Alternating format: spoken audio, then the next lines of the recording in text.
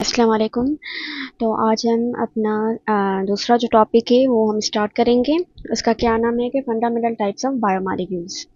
अब जो बायोमॉलिक्यूल्स है उनको डिवाइड किया हुआ है स्ट्रक्चर और फंक्शन के बेस पे डिफरेंट ग्रुप्स में। क्या कौन से हैं वो ग्रुप्स? कार्बोहाइड्रेट्स हो गए, प्रोटीन्स हो गए, lipids, nucleic acids and conjugated molecules. अब ये क्या है कि कह रहा है कि बायोमॉलिक्यूल्स जो है उस उन biomolecules they are units and linkages.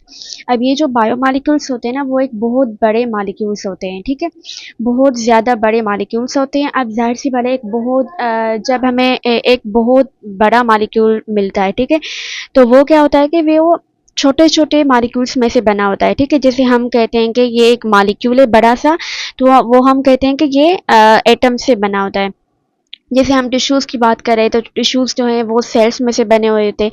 जैसे हम फॉर एग्जांपल अगर हम एक दीवार की बात कर लें, सही है।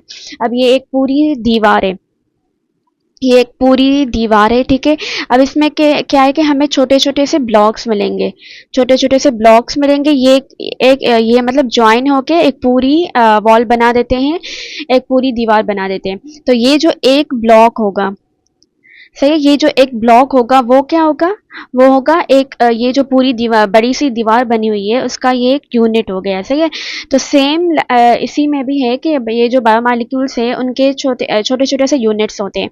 तो वो एक यूनिट जो होता है ना वो क्या होता है, और फिर ये जो यूनिट्स होते हैं, समझो ये एक यूनिट है, ठीक है, ये दूसरा यूनिट हो गया, ये तीसरा यूनिट हो गया। अब इनके बीच ये एक दूसरे से कैसे ज्वाइन होंगे? जैसे अगर हम दीवार की बात करें, ये एक ब्लॉक है, ठीक है, ये दूसरा ब्लॉक है और ये तीसरा ब्लॉक है। अब इन ये एक दूसरे से कैसे ज्वाइन होते हैं? कि सीमेंट हम यूज करते हैं इसमें से, ठीक है, सीमेंट यूज करते हैं, और सीमेंट के थ्रू ये जो डिफरेंट ब्लॉक्स हैं ये एक दूसरे से कनेक्टेड होते हैं, अटैच होते हैं, एक दूसरे से लिंक होते हैं, और पूरी एक बड़ी सी वॉल बना देते हैं। ओके, तो सबसे पहले जो आते हैं वो आते हैं कार्बोहाइड्रेट्स, ठीक है। सबसे पहले जो आते हैं वो आते हैं कार्बोहाइड्रेट्स। अब कार्बोहाइड्रेट्स का जो यूनिट है वो कौन सा है? वो है मोनोसेक्राइड्स। और उसके बीच में जो लिंकेज होता है वो कौन सा आता है? वो होता है ग्लाइकोसाइड लिंकेज। अब जैसे मैं आपको बताती हूँ, फॉर एग्जांपल ये है ग्लूकोज का। मोनोसेक्राइड्स क्या होते हैं कि ग्लूकोज हो गया, ठीक है, फ्रक्टोज हो गया और गैलेक्टोज हो गया, ये सब क्या होते हैं कि मोनोसेक्राइड्स होते हैं। अब ये ग्लूकोज है, ठीक है, ये क्या है कि ये फॉर एग्जांपल ये है गैलेक्टोज, ये ग्लूकोज हो गया, और ये क्या हो गया? ये गैलेक्टोज हो गया। अब ये जो है ना एक दूसरे से ज्वाइन होंगे, सही है, ये एक दूसरे से लिंकेज बनाएंगे। अब ये जो लिंकेज होगा ना वो कौन सा होता है? वो एक किस्म का ईथर बॉन्ड होता है। अब आपने केमिस्ट्री में शायद पढ़ा होगा कि आपने शायद केमिस्ट्री में पढ़ा होगा कि ईथर बॉन्ड जो होता है वो कौन सा होता है कि वो ऑक्सीजन एटम के थ्रू जो है ना वो बॉन्ड बनता है, सही है। तो ये ईथर बॉन्ड बनेगा, और ये जो ईथर बॉन्ड है इसको हम क्या कहते हैं? इसको हम कहते हैं ग्लाइकोसिडिक लिंकेज, ठीक है। इसको हम क्या कहते हैं? ग्लाइकोसाइड बॉन्ड या ग्लाइकोसाइडिक लिंकेज हम इसे कहते हैं। ओके, अब हम आते हैं सेकंड मॉलिक्यूल पे जो कि है प्रोटीन, सही है। अब प्रोटीन का आपको प्रोटीन का जो यूनिट है वो कौन से होते हैं? वो होते हैं अमाइनो एसिड्स। और उन अमाइनो एसिड्स के बीच में जो लिंकेज होता है वो कौन सा होता है? वो होता है पेप्टाइड लिंकेज। अब ये बात आप समझ लें कि प्रोटीन्स जो होते हैं ना, प्रोटीन का जो बेसिक स्ट्रक्चर जो होता है, बेसिक जो उनका स्ट्रक्चर होता है ना, उसमें क्या होता है कि तो हम क्या बात कर रहे थे कि प्रोटीन है, ठीक है। प्रोटीन का जो बेसिक स्ट्रक्चर होता है उसमें क्या होता है कि ये कार्बन आ गया, सही है, ये कार्बन आ गया। अब इसकी हमें पता है कि कार्बन की 4 वैलेंसी होती है, ठीक है, मतलब कार्बन जो है वो 4 मॉलिक्यूल्स को अपने साथ अटैच कर सकता है। अब ये कार्बन हो गया। अब इसके साथ एक साइड पे होगा कार्बोजाइल ग्रुप, ठीक है, और एक साइड पे होगा इसके अमाइन ग्रुप, ठीक है। ये जो है बेसिक स्ट्रक्चर होता है, और ये बाकी जो होता है कार्बन के साथ एक हाइड्रोजन ग्रुप होगा, सही है। और बाकी जो होता है एक होता है आर ग्रुप। आर ग्रुप से मतलब ये है कि आर में कुछ भी आ सकता है, मतलब कोई सी भी ऑर्गेनिक चेन आ सकती है। CH2 हो गया, CH2 मतलब ये CH2 ये मतलब कौन सी भी आ सकती है। 3 कार्बन वाली चेन भी आ सकती है, 4 वाली भी आ सकती है, 5 वाली भी आ सकती है।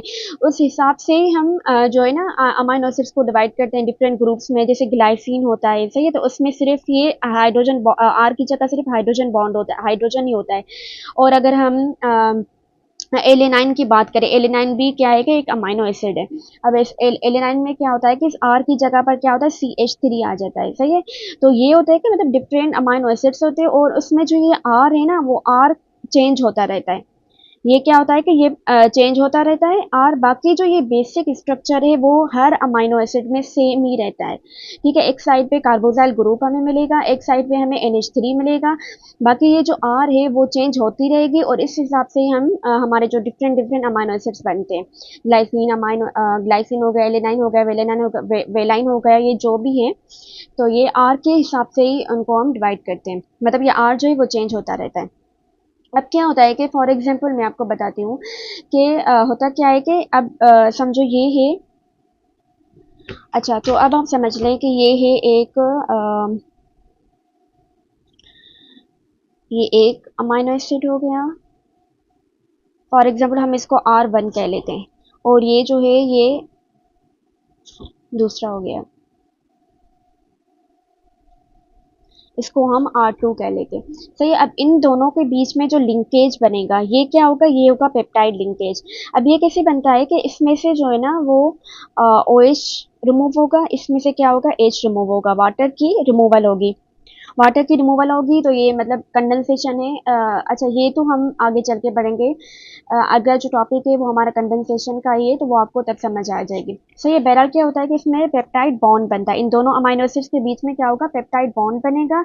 अब ये पेप्टाइड बॉन्ड किन बीच, ये एक अमाइड बॉन्ड होता है। अमाइड बॉन्ड कैसे बनता है कि ये अ, जो है ये कार्बोजाइल ग्रुप हो गया, एक अमाइनो एसिड का कार्बोजाइल ग्रुप हो गया, और ये जो दूसरा अमाइनो एसिड है उसका NH3 ग्रुप हो गया। ठीक है, ये इसका अमाइड ग्रुप हो गया। तो इन दोनों के बीच में जो बॉन्ड बनेगा ना, इसको हम क्या कहते हैं, पेप्टाइड बॉन्ड कहते हैं। ठीक है, ये प्रोटीन में बन रहा है पेप्टाइड बॉन्ड, एक अमाइनो एसिड के कार्बोजाइल ग्रुप के बीच में और दूसरा अमाइनो एसिड के NH3 ग्रुप के बीच में बॉन्ड बनेगा ये, सही है, वाटर की रिमूवल के साथ। ठीक है, अब ये इसमें से OH रिमूव हो गया तो ये क्या होगा, CO बाकी बचा, और इसमें से हाइड्रोजन रिमूव हो गया तो ये NH2 बच गया, सही है। तो ये जो बॉन्ड बनेगा ना, ये बॉन्ड बनेगा पेप्टाइड बॉन्ड, पेप्टाइड लिंकेज बनेगा। तो इससे क्या होगा कि मतलब दो जो अमाइनो एसिड्स है ना वो एक दूसरे से क्या हो गए, लिंक हो गए। मतलब ये क्या बन गए, ये एक डाई पेप्टाइड बन गया। डाई का मतलब होता है टू, क्योंकि टू अमाइनो एसिड्स एक दूसरे से लिंक कर रहे हैं। ठीक है, तो ये क्या हो गया, डाईपेप्टाइड बन गया। अब ये डाईपेप्टाइड बन गया, इसी तरह से दूसरा अमाइनो एसिड आएगा, ठीक है, तीसरा आएगा, चौथा आएगा, पांचवा आएगा, इसी तरह से पूरी एक चेन बन जाएगी। तो और एक बहुत सारे पेप्टाइड बॉन्ड्स उनके बीच में जो है बहुत सारे पेप्टाइड लिंकेजेस बन जाएंगे, तो उसको हम क्या कहेंगे, पॉलीपेप्टाइड कहेंगे।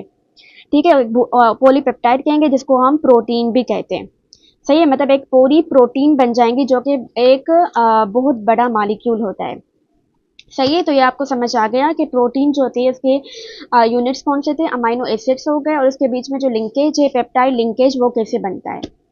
अच्छा, तो अब उसके बाद क्या आता है, उसके बाद आ जाते हैं लिपिड्स। अब लिपिड्स जो होता है ना उसके 3 टाइप्स होते हैं, एक होते हैं फैट्स एंड ऑयल्स, और दूसरे होते हैं फास्फोलिपिड्स, और तीसरे होते हैं टर्पेनॉइड्स। ठीक है, अब फैट्स और ऑयल्स का जो यूनिट है ना उसमें क्या होता है, ग्लाइसेरोल और फैटी एसिड्स आ जाते हैं। इसमें क्या आता है कि ग्लाइसेरोल आता है प्लस में फैटी एसिड्स आ जाते हैं। अब ये किससे होता है मैं आपको दिखाती हूँ, और इसके बीच में जो लिंकेजेस होते हैं वो कौन सा होता है, ईस्टर लिंकेज होता है। अच्छा, तो इसमें ये जो पिक्चर मैं आपको दिखा रही हूँ उसमें आप देख सकते हैं, ये जो है ना ये एक पूरा ग्लाइसेरोल मॉलिक्यूल है, सही है। और ये 3 फैटी एसिड्स, ठीक है, ये ग्लाइसेरोल हो गया, ये क्या हो गया, ये 3 फैटी एसिड्स हो गए। अब ये तीनों फैटी एसिड्स जो है वो लिंक बनाएंगे किसके साथ, ग्लाइसेरोल के साथ, और क्या बन जाएगा, एक पूरा ट्राइग्लाइसराइड बन जाएगा, जिसको हम फैट्स और ऑयल्स भी कहते हैं, सही है। तो ये आप बस इतना ही समझ लें कि ये कैसे बनता है, फैट्स एंड ऑयल्स, तो इनके बीच में जो होता है वो ईस्टर लिंकेज होता है, और ये ग्लाइसेरोल फैटी एसिड की पूरी चेन होती है। मतलब ये जो जहाँ पर आर आपको नजर आ रहा है ना, यहाँ पर जो आपको आर जो नज़र आ रहा है, तो ये क्या है कि ये मैंने आपको पहले ही बताया था, आर जो है ना वो डिनोट करता है कि मतलब कोई सी भी चेन हो सकती है, CH2 कार्बन जो है वो कितने भी हो सकते हैं, 3 कार्बन की चेन भी हो सकती है, 4 की हो सकती है, 5 की हो सकती है। तो मतलब ये आर जो है ना डिफरेंट डिफरेंट होते हैं। अच्छा, सही है। तो उसके बाद जो दूसरा ग्रुप है वो है फास्फोलिपिड्स का। सही है। तो फास्फोलिपिड्स में आप अपना बुक खोल लें, उसमें लिखा हुआ है सब कुछ कि फास्फोलिपिड्स हैं। तो फास्फोलिपिड्स में जो है वो यूनिट कौन सा है, ग्लाइसिरॉल फैटी एसिड सेम आ गया, उसके अलावा फॉस्फेट भी उसमें आ जाता है क्योंकि फास्फो आ गया। ठीक है, फास्फोलिपिड्स है तो उसमें हमें एक साइड पे हमें फॉस्फेट ग्रुप ही है उसमें हमें मिलेगा। सही है। और दूसरे जो होते हैं टर्पीनॉइड्स होते हैं, मैं आपको दिखा देती हूँ। सही है। तो ये इसमें कौन सा आ जाता है, टर्पीनॉइड्स आ जाते हैं। अब टर्पीनॉइड्स का आप ये समझ लें कि अब टर्पीनॉइड्स हमें प्लांट से मिलते हैं। ये प्लांट के जो लीव्स होते हैं, फ्लावर्स होते हैं, उसमें हमें ये टर्पीनॉइड्स मिलते हैं। उसमें जो बेसिकली जो प्लांट्स को जो फ्रेगरेंस मिलती है ना, वो इसी से टर्पीनॉइड्स जो होते हैं ना, ये वोलेटाइल होते हैं, वो फ्रेगरेंस जो है वो देते हैं प्लांट्स को। और इसमें जो यूनिट होता है वो आइसोप्रीनॉइड यूनिट होते हैं। इसमें बस आप यही समझ लें कि ये एक आइसोप्रीन यूनिट के इसमें होता है कि C5H8 मेरे ख्याल से। तो ये मतलब C5H8 इसमें जो है ना वो मिलता है हमें, ऐसे यूनिट हमें मिलता है। हम नेक्स्ट आ जाते हैं न्यूक्लिक एसिड्स पर। अब न्यूक्लिक एसिड्स कौन से टाइप्स के हैं, एक होता है हमारे पास डीएनए और दूसरा होता है आरएनए। सही है। अब इन दोनों में फ़र्क क्या होता है मैं आपको बताती हूँ कि अच्छा, अब पहले तो मैं बताती हूँ कि इनके यूनिट्स क्या होते हैं। तो इनके यूनिट्स में डीएनए का जो यूनिट है वो है डीऑक्सी राइबो न्यूक्लियोटाइड्स, और जो आरएनए का है वो है राइबो न्यूक्लियोटाइड्स। मतलब फ़र्क क्या हो गया, डीऑक्सी का सिर्फ आ गया। अब ये क्या है कि मतलब इनके जो यूनिट होते हैं ना बेसिकली वो क्या होते हैं कि वो होते हैं न्यूक्लियोटाइड्स। सही है। इनका यूनिट कौन सा होता है, वो होते हैं न्यूक्लियोटाइड्स। सही है। अब अगर डीएनए है तो उसमें हम डीऑक्सी लगा देंगे, और अगर आरएनए है तो उसमें हम क्या लगा देंगे, उसमें हम राइबो लगा देंगे। अभी हम किस लिए लगाते हैं मैं आपको बताती हूँ पहले, जब आपको पता चलेगा कि न्यूक्लियोटाइड का स्ट्रक्चर कैसे होता है। अब न्यूक्लियोटाइड का अगर हम स्ट्रक्चर पे आ जाएं तो उसमें क्या होता है कि एक शुगर मॉलिक्यूल होता है। सही है, समझे, ये है एक शुगर मॉलिक्यूल। सही है। ये शुगर मॉलिक्यूल है। ठीक है, उस वो अटैच होता है इस एक साइड से वो अटैच होता है फॉस्फेट ग्रुप से। ठीक है, एक साइड से वो अटैच होता है फॉस्फेट ग्रुप से, और एक साइड से वो अटैच होता है किससे, न्यूक्लियोटाइड बेस से। न्यूक्लियोटाइड बेस से अटैच होता है। अब ये आपने पढ़ा हो या नहीं पढ़ा मुझे नहीं पता। तो बेस जो होते हैं वो 4 टाइप्स के होते हैं, ग्वाइनाइन हो गया, एडिनाइन हो गया, ये साइटोसाइन वगैरह ये सब होता है, थायमाइन ये सब हो गया। ठीक है, और इनका भी डिफरेंस होता है, डीएनए में कौन से मिलते हैं, आरएनए में कौन से मिलते हैं, तो वो आगे चलकर आप पढ़ेंगे वैसे भी। तो फिलहाल बस आप यही समझ लें कि शुगर मॉलिक्यूल होता है, न्यूक्लियोटाइड का स्ट्रक्चर कैसे होता है कि बीच में एक शुगर मॉलिक्यूल होता है। ठीक है, वो जो है एक साइड से फॉस्फेट से अटैच होता है और एक साइड से न्यूक्लियोटाइड बेस से अटैच होता है। तो अब इसमें क्या होता है कि इन न्यूक्लियोटाइड्स के बीच में क्या होता है। अच्छा, पहले तो मैं आपको ये डिफरेंस बता दूं। तो ये जो शुगर होती है ना, ये कौन सी होती है, ये पेंटोज शुगर होती है। मतलब इसमें हमें 5 कार्बन मिलते हैं। जैसे ग्लूकोज हमने पढ़ी, तो ग्लूकोज जो होते हैं उसमें कौन से ग्लूकोज, गैलेक्टोज वगैरह, इसमें 6 कार्बन हमें मिलते हैं ना। तो ये जो पेंटोज शुगर है इसमें हमें 5 कार्बन मिलते हैं। सही। तो ये जो शुगर मिलती है ना न्यूक्लियोटाइड्स में, उसमें हमें पेंटोज ओके तो ये जो शुगर होती है ये कौन सी होती है, इसमें पेंटोज शुगर होती है, उसमें 5 कार्बन होते हैं। और ये पेंटोज शुगर कौन सी होती है, वो होती है राइबोज शुगर। सही है। अब फर्क क्या होता है कि ये जो शुगर है ना, इसमें तो राइबोज होती है आरएनए में, और इसमें क्या होती है कि डीऑक्सी, मतलब इसमें से राइबोज में से अगर हम एक ऑक्सीजन को रिमूव कर दें। सही है, एक ऑक्सीजन को हम रिमूव कर देंगे तो ये क्या बन जाएगी, ये डीऑक्सी बन जाएगी। सही है। तो ये डीऑक्सी जो होती है ना वो हमें मिलती है किसमें, डीएनए में। तो बस यही फर्क होता है, इसीलिए हम इसको कहते हैं डीऑक्सी और इसको हम कहते हैं राइबोन्यूक्लियोटाइड। सही है। अब ये ओके तो अब हम पढ़ते हैं कि इसमें जो बॉन्ड होता है ना, दो न्यूक्लियोटाइड से, ठीक है, उनके बीच में जो बॉन्ड होता है वो कौन सा होता है, वो होता है phosphodiester bond. Phosphodiester bond. अब इसमें ना बहुत सारे बच्चे जो होते हैं वो कंफ्यूज हो जाते हैं कि ये फास्फोडाई ईस्टर बॉन्ड अगर है क्या चीज़। आप आगे चल के भी ये बहुत ज़्यादा पढ़ेंगे, तो आपको ये पता हो, अगर आप यहीं से बेसिक से थोड़ा सा समझ लेंगे ना तो आपको आगे चलकर बहुत ज़्यादा आसानी होगी। तो पहले आप इसमें से ही पता चल रहा है कि ये फास्फोडाइस्टर बॉन्ड, इसके नेम से ही पता चल रहा है कि ये है क्या। फास्फो का मतलब क्या हो गया, इसका हो गया फास्फोरस। ठीक है, यानी इसमें क्या हो गया, फास्फेट ग्रुप हो गया। डाई डाई का मतलब क्या हो गया, 2, मतलब 2। सही है। और उसके बाद ईस्टर बॉन्ड है। ठीक है, ईस्टर बॉन्ड का मतलब क्या होता है कि एक सिंगल एटम जो होता है वो 2 ऑक्सीजन एटम से बाउंड होता है। सही है। ईस्टर बॉन्ड आपने केमिस्ट्री में पढ़ा ही होगा। तो ईस्टर बॉन्ड जो होता है वो मतलब हम कहते हैं ना कौन सा बॉन्ड है, तो ये इसमें जो बॉन्ड होता है वो ईस्टर बॉन्ड होता है। सही है, कि एक सिंगल एटम है जो कि 2 ऑक्सीजन एटम्स के साथ बाउंड होता है। अच्छा, सही है। अब अगर हम बात करें कि इसमें क्या होता है कि देखिए मैं आपको दिखाती हूँ पिक्चर। अच्छा, ये आप देख लें, ये जो स्ट्रक्चर मैं आपको दिखा रही हूँ, ये एक पूरा न्यूक्लियोटाइड है, सही है। ये ये एक पूरा एक न्यूक्लियोटाइड है, सही है। ये जो है ना, ये वाला पूरा दूसरा आ गया, ये नीचे जो है ये तीसरा आ गया। अब इसमें देखें आप, ये जो है ना, ये क्या है, ये फास्फोरस ग्रुप आ गया। ठीक है, ये फास्फोरस ग्रुप है। ये क्या है, ये है शुगर मॉलिक्यूल, जो मैंने आपको पहले ही बताया कि बीच में क्या होता है, शुगर मॉलिक्यूल होता है, वो एक साइड से फास्फोरस के साथ अटैच होता है, फॉस्फेट ग्रुप के साथ, और दूसरी साइड पे ये न्यूक्लियोटाइड बेस के साथ अटैच होता है। अब ये जो यहाँ पर जो टी लिखा हुआ है, उसका उसका मतलब क्या है कि ये नाइट्रोजनस बेस है जो, वो मैंने आपको बताया था कि वो डिफरेंट टाइप्स के होते हैं। थायमाइन हो गया, एडेनाइन हो गया, साइटोसाइन, गायनाइन वगैरह। तो ये जो टी का मतलब है कि ये नाइट्रोजनस बेस जो इसमें है, ये कौन सा है, ये थायमाइन, सही है। अब ये जो नाइट्रोजनस बेस होते हैं ना, वही तो इनको डिफ्रेंशिएट करते हैं। मतलब एक नाइट्रोजनस बेस, एक जो न्यूक्लियोटाइड है उसमें थायमाइन आ गया, ठीक है, ये जो है इसमें एडेनाइन आ गया, तो मतलब उसी हिसाब से हम न्यूक्लियोटाइड्स को जो है ना वो डिफ्रेंशिएट करते हैं।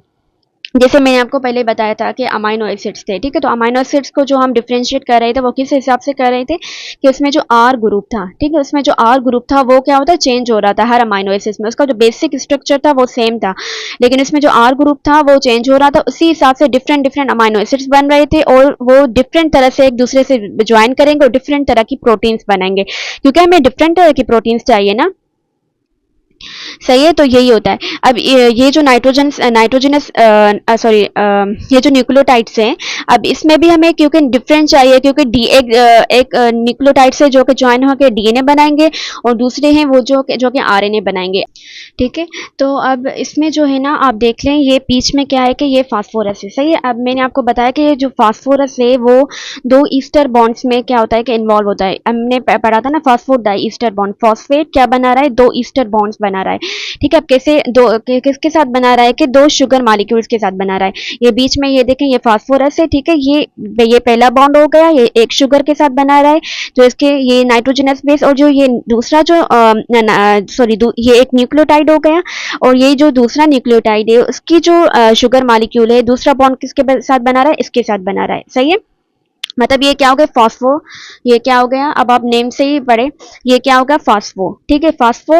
और बॉन्ड्स कितने, दो हैं, ठीक है, एक ये एक दो, ठीक है, तब फास्फो डाई, सही है, फास्फो डाई हो गया। अब बॉन्ड्स तो हैं, लेकिन कौन से बॉन्ड से, ईस्टर बॉन्ड से, ठीक है, तो फास्फो डाई ईस्टर बॉन्ड्स, बस यही हो गया के मतलब नाइट्रोजनस बेसिस के बीच में कौन से बॉन्ड्स होते हैं, फास्फो डाई ईस्टर बॉन्ड्स होते हैं।